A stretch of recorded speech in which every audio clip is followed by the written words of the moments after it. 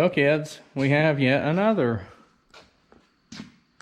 yep, you guessed it, video for this old beast. Now, this is one thing you're going to want to do.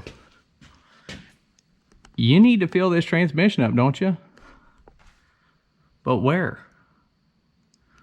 Maybe right there. Let me just show you.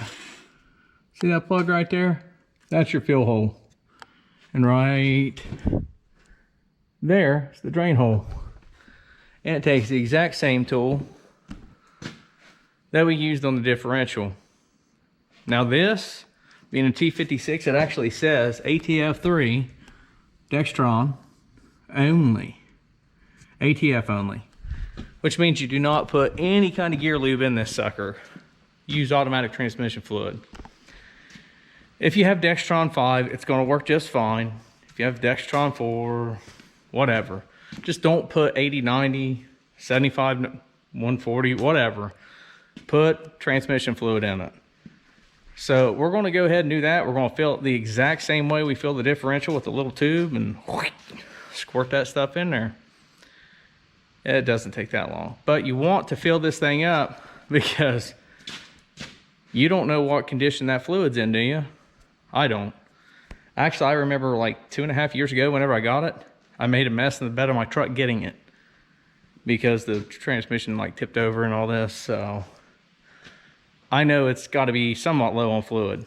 So let's do it to it. This is going to be the final little wrap up, we hope. Everything should be good. So we're going to top that off. We're going to wire in our reverse lights.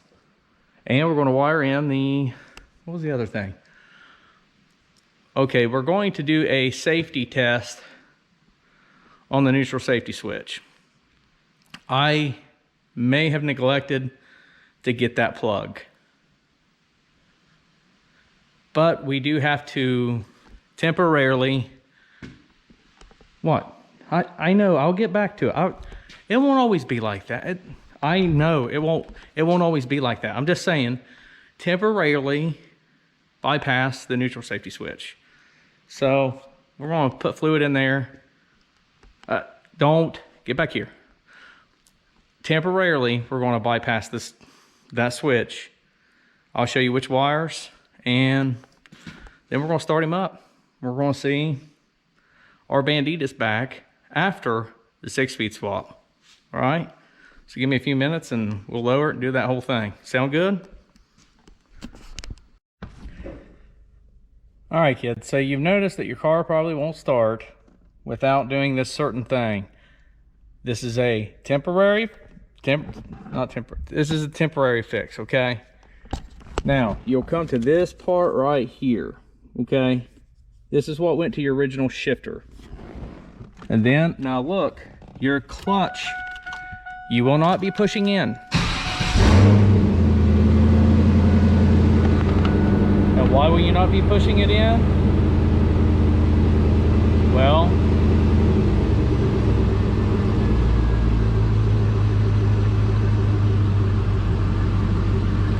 I hear fluid turning in the transmission. We got check engine light on. We never have a check engine light on this, and it's because I have sensors unplugged. Well, shall we just, I don't have the shifter in it. Okay, well anyway, the wheels, I mean, we were in neutral, so that's a plus. Okay, now we got the smell of just everything all over the exhaust, and this thing ain't been started, I ain't kidding you, in like 2 weeks, man, because of all this fun stuff I decided to do. Now on this, it was the green, dark green, and it was the purple with a white stripe. That's your neutral safety switch on this one. Okay, so if you choose to do that to test it, that's how you would test it. Okay, next we're going to go for the reverse lights. And for that, we're going to have to get it back up in the air and see which plug that we need, because I don't remember. This switch is on the passenger side. of the transmission, okay, for the reverse switch. So let's do it to it, okay? And then what we'll do is we'll connect this right here. Goes to your neutral safety switch. Notice it has purple and yellow wires. Most of the time these cars have purple and yellow wire. I know that without even looking. Wallet machine. Anyway, so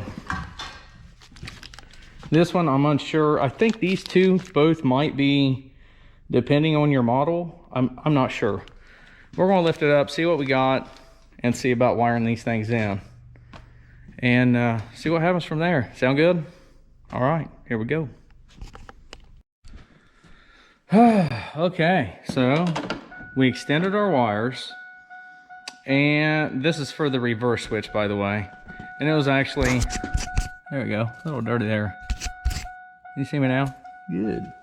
So what we did was we extended the wires on up, and we even found like brown and orange. Ain't that cool? Or brown and green, which is the wires that we cut right here. These are the next two. And if you want to see if that's the correct wires or not, don't worry about it, just touch them together. Because if you touch them together with the key on, you got reverse lights. So hooking it to that switch, you're going to have your reverse lights working now, which is absolutely positively what we want. We want everything to work on this car, so I'm going to eventually get the other little harnesses. And golly, okay, Bubby, I know you're just doing what you programmed. I know, I'm sorry. But that right there is going to do those. And it doesn't matter which way you hook this up. This is just a switch. All it does is complete the circuit. Whenever you go to reverse, it kicks that thing over, grounds the switch, boom. You have yourself a circuit, kicks on your lights. Sound good? And fortunately, unfortunately, that's going to wrap this one up as far as all that, because we don't have any other. Somebody said, I read that the orange wire, you could pop the trunk if you do something with that. I don't know. We're not going to do, until we find out what the heck that does, we're not cutting off all of that pigtail. And there's a reason why we're keeping the pigtail.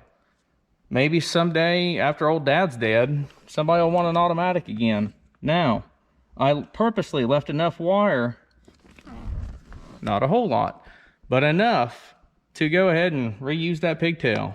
You know, what the heck's it going to hurt to leave it in there? Nothing at all. So we're going to tuck it up under the carpet, save it for a rainy day. It'll be long after I'm gone, I promise you, because this thing will remain a stick. So we're going to go ahead and wrap this up. This completes your final little, all this, you know.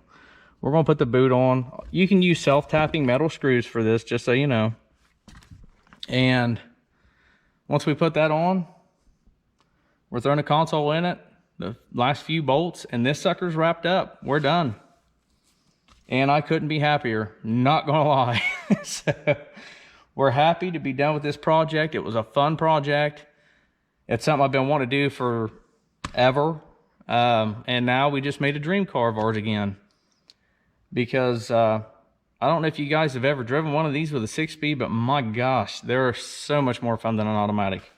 No offense, Banditas, you were great as an automatic. You're great as an automatic. But you look even more gooder with a 6-speed in you. And old dad don't have to hear, it's not automatic anymore. That's gone.